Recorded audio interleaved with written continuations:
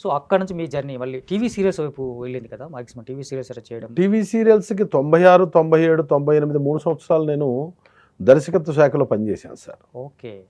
ఆర్థికంగా నాకు కనీసం రోజు ఛార్జీలు కూడా ఇచ్చే పరిస్థితి ఆ రోజులు లేదు మీడియా.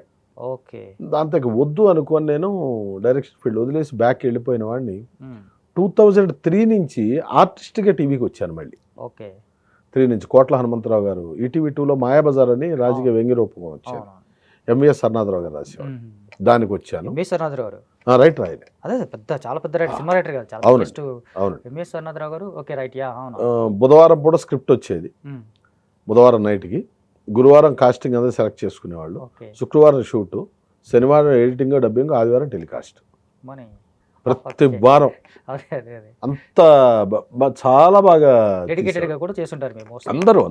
నేను బచ్చి కరెక్ట్గా చెప్పాలంటే అప్పుడున్న ఆర్టిస్టులు అందరూ డాక్టరేట్ తీసుకునే వాళ్ళు, డిఎస్ఎన్ మూర్తి గారు, చాట్ల శ్రీరాములు గారు, ప్రసాద్ రెడ్డి గారు, ఇట్లాంటి వాళ్ళందరూ దాంట్లో చేసేవాళ్ళు. అంటే ఆబ్వియస్గా మీకు అంత పెద్ద స్థాయి ఎడ్యుకేషన్ లేకపోయినప్పుడు కూడా మీరు నటుడుగా ఆల్రెడీ ఫేమస్, చాలా గొప్ప స్థాయిలో వాళ్ళందరి మధ్య పెరిగిన వాళ్ళే. అదే అదే ఆ రకంగా. సో అక్కడ నుంచి సినిమా జర్నీ ఎలా వచ్చింది? అంటే సినిమాకి రావటం, టీవీ సీరియల్స్లో చాలా సీరియల్స్ చేశారు కదా మీరు, చేశాను. బాగా గుర్తింపు తెచ్చినటువంటి సీరియల్స్ ఏంటి సార్? స్వాతి చినుకులు, పుత్తడి బొమ్మ, మంచి పేరు. మనసు మమత బాగా, మనసు మమత. ఓకే. లాస్ట్ ఇక ఆల్మోస్ట్ ఆల్ సీరియల్స్ ఆపేసే టైంకి ముద్దమందారం, మనసు మమత మంచి పేరు. మనసు మమత అయితే మరి ఆడియన్స్ని దర్శకుడు ఎలా కట్టిపడేశాడో మాకు తెలియదు, కానీ లాస్ట్ 8 నెలల బంచ్లో చేశాను నేను క్లైమాక్స్ సీరియల్ రోజు. ఆ 8 నెలలు ఈ రోజుకి కనపడితే మీరు కానిస్టేబుల్ నరసింహం గారు మాట్లాడుతుంటారు. చాలా మంచి పేరు ఇచ్చింది అది. ఓకే.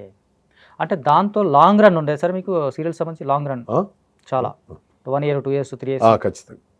అంటే ఆ టైంలో చూస్తే కనుక, అంటే అడగొచ్చరే తెలియదు, మీకు రెమ్యునరేషన్స్ పరంగా ఎలా ఉండేది సార్ యాక్చువల్గా? నాకు ఫస్ట్ స్టార్టింగ్ నేను మాయాబజార్ చేసేటప్పుడు 550 రూపాయలకి చేశాను సార్. 2002-03 ఆ టైంలో. 550. చిన్నగా ప్రామినెన్స్ పెరిగే కొద్దీ 750-1000 రూపాయల దాకా వచ్చాం. ఓకే. దాని బడ్జెట్ కూడా అంతే ఉండేది. తర్వాత దూరదర్శన్ సీరియల్స్ ఇవన్నీ చేసి శ్రీధర్ రెడ్డి గారి దగ్గర వాళ్ళ దగ్గర చేసేసిన తర్వాత ఏదైనా శ్రమ ఎక్కువ, ఆదాయం తక్కువ ఉండేది. కరెక్ట్గా చెప్పాలంటే 2010 నుంచి చేసిన సీరియల్స్ అన్నీ 3000 పైనే చేశాను. లాస్ట్ ఆపేసేటప్పటికి నేను 10లో ఆపేశాను. ఎందుకు ఆపేశారు మరి? అంటే వాస్తవ సినిమా అవకాశాలు వస్తున్నాయి. ఆ వస్తున్న సమయంలో సీరియల్ ఉంది సార్ అంటే ఇక్కడ వీళ్ళు ఇబ్బంది పడతారు. Okay.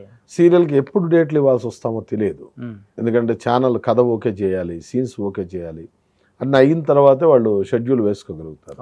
First week, 4th week అని. సినిమా షూటింగ్ మన ఎప్పుడు పిలుస్తారో తెలియదు. 2 పడవల మీద కాళ్ళు అనవసరంలే.